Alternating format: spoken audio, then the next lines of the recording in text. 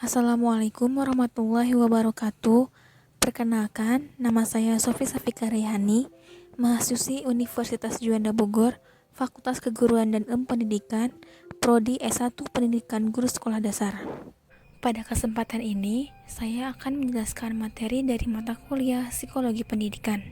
Materi yang akan saya jelaskan yaitu mengenai definisi psikologi pendidikan dan ruang lingkup psikologi pendidikan. Hakikat psikologi pendidikan. Psikologi berasal dari dua kata, yaitu psyche dan logos. Psyche artinya jiwa, dan logos artinya studi atau kajian dan penelitian. Jadi, psikologi itu adalah studi ilmiah melakukan kajian atau penelitian tentang perilaku dan proses mental manusia melalui metode penelitian ilmiah yang dilakukan melalui observasi, deskripsi, dan eksperimen. Dari pengertian tersebut, kita garis bawahi mengenai perilaku dan proses mental. Perilaku itu dapat diamati, misalnya berbicara, kegiatan fisik, makan, bermain, dan olahraga. Sedangkan proses mental tidak dapat dilihat secara langsung, misalnya proses dalam pemahaman, berpikir, mengingat, merasakan, dan menghayati. Selanjutnya, pengertian pendidikan. Pendidikan adalah usaha yang dilakukan secara sadar dalam rangka membimbing dan mengarahkan perkembangan anak ke arah dewasa. Dewasa di sini yaitu bisa bertanggung jawab terhadap dirinya, keluarganya, masyarakatnya, bangsa dan negara, dan juga bertanggung jawab terhadap segala resiko dari sesuatu yang telah menjadi pilihannya.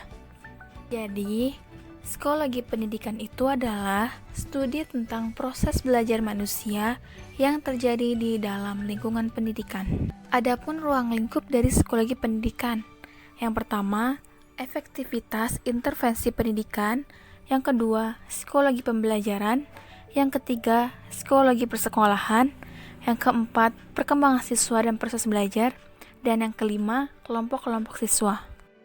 Efektivitas intervensi pendidikan. Poin ini adalah keberhasilan dalam tujuan pendidikan. Yang berperan dalam pencapaian ini adalah peserta didik sebagai manusia yang belajar dan orang tua, guru sebagai pihak yang membantu peserta didik dalam mencapai keberhasilan dalam belajar. Psikologi pembelajaran. Psikologi pembelajaran bertujuan untuk memberi bekal kepada para pendidik untuk menguasai konsep-konsep dan teori-teori pembelajaran. Dalam psikologi pembelajaran ini, guru harus menguasai konsep dan teori psikologi dalam pembelajaran, dan harus fokus memperhatikan tingkah laku siswa dalam pembelajaran komunikasi efektif, perkembangan siswa, dan lingkungan belajar. Psikologi persekolahan bertugas untuk mengatur dan menata organisasi persekolahan dalam suatu sistem pendidikan untuk mencapai tujuan pendidikan. Perkembangan siswa dan proses belajar. Hal yang harus dilakukan ialah proses belajar yang disesuaikan dengan proses dan fase perkembangan serta tingkat perkembangan siswa, menerapkan teori-teori belajar sesuai dengan perkembangan siswa, dan motivasi belajar siswa. Yang kelima, kelompok-kelompok siswa. Di dalam kelas, pasti ada bermacam-macam kelompok-kelompok siswa, mulai dari sifatnya, perilakunya, hingga tingkah laku siswa tersebut. Kelompok-kelompok di dalam kelas ini pasti ada siswa berbakat, siswa yang kesulitan belajar, siswa yang terbelakang mental, siswa kelainan fisik, dan siswa kelainan perilaku. Untuk itu, seorang guru harus mengetahui berbagai macam-macam sifat, perilaku, tingkah laku siswa tersebut. Selanjutnya, fokus psikologi pendidikan. Nah, kenapa sih harus fokus? Ada 3 hal yang harus dicapai dalam psikologi pendidikan, yaitu 1. Pencapaian hasil belajar, 2. Kesehatan mental peserta didik, dan ketiga, penyesuaian sosial peserta didik. Untuk mencapai 3 poin tersebut, caranya adalah dengan menerapkan prinsip dan teknik dalam yang pertama, psikologi kognitif. Psikologi kognitif ini berkaitan dengan proses mental, dan pada umumnya membahas mengenai bagaimana cara berpikir, melihat, daya ingat, dan belajar dari seseorang. Fokus utama dari psikologi kognitif ini adalah mengenai bagaimana cara manusia memperoleh, memproses, serta menyimpan. Jadi, pada dasarnya, psikologi kognitif merupakan hal-hal yang berhubungan dengan sikap, ide, harapan, dan sebagainya. Yang kedua, psikologi behavioristik. Psikologi ini mempelajari bahwa tingkah laku yang nyata atau perilaku yang nyata, terbuka, dan dapat diukur secara objektif. Kemudian adanya stimulus dan respon. Contohnya yaitu ketika seorang guru sedang memberikan penjelasan kepada murid-muridnya. Nah, itu merupakan stimulus. Dari stimulus itulah berakibat akan menghasilkan sebuah respon dari murid-muridnya yang akan membentuk sebuah perubahan tingkah laku sebagai hasil dari pembelajaran.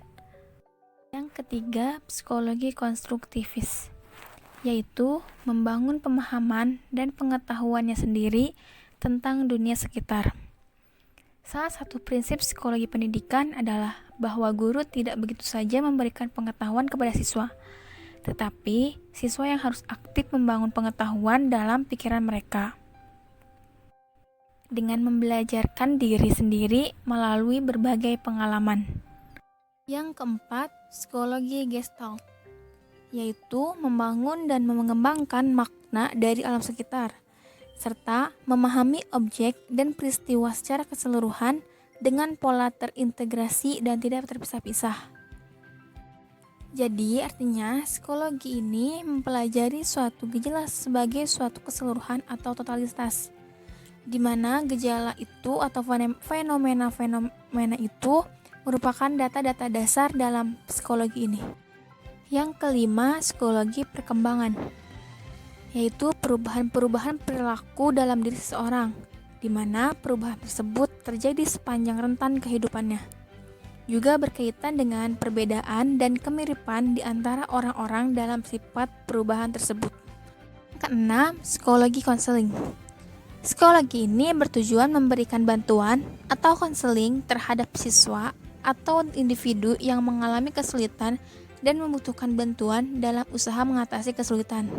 Psikologi ini akan mempengaruhi perilaku seseorang nantinya untuk kembali menjadi pengaruh sosial. 7. Psikologi sosial. Psikologi ini mempelajari tentang hubungan antara manusia dan kelompok, dan juga perilaku sebagai usaha untuk berkomunikasi dengan orang lain. Yang terakhir, psikologi manusia. Psikologi ini berkaitan dengan pengalaman khusus yang dialami manusia, di mana pengalaman tersebut bisa menjadi pengalaman yang positif, bisa juga pengalaman negatif. Baik, hanya itu yang dapat saya sampaikan. Kurang lebihnya mohon maaf. Wassalamualaikum warahmatullahi wabarakatuh.